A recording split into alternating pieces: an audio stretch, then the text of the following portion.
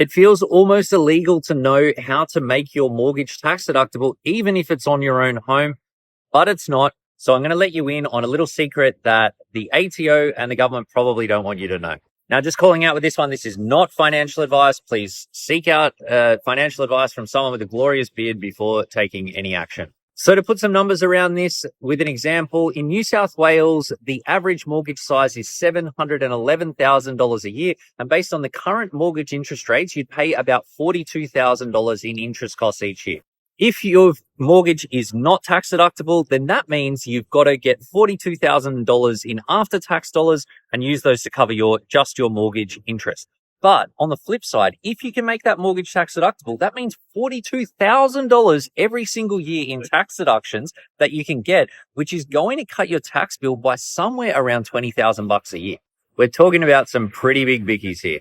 Now, debt recycling works by converting your non-tax deductible home mortgage debt into tax deductible investment debt over time. How this strategy works is that with any spare cash that you've got, any savings capacity that you've got on a regular basis, you use that money and direct it into your non-tax deductible home mortgage debt.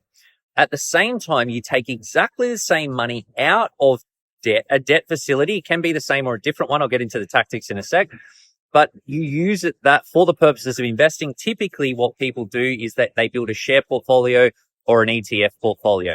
Now, when you take the money out of debt and use it for the purposes of investing, then that means that part of the debt meets the ATO's definition for tax deductible investment debt, meaning that all your future interest costs are tax deductible. How this strategy plays out over time is that you pay down your non-tax deductible debt and you're increasing your tax deductible investment debt while your overall debt levels stay exactly the same, which is a big advantage of this strategy because it means that you don't end up with more debt, meaning that you're not carrying any extra risk. Now, what should happen, and assuming that you choose good investments, and that's a really important part of this, but the value of your investments should grow more than the value of the debt that you owe on those investments, meaning that not only do you get nice tax deductions over time, but in the future, you can sell your investments, you can pay off all of the debt that's tax deductible or not, but then you're going to have some money left over if you do, which is pure profit. And that pure profit comes on top of the tax saving.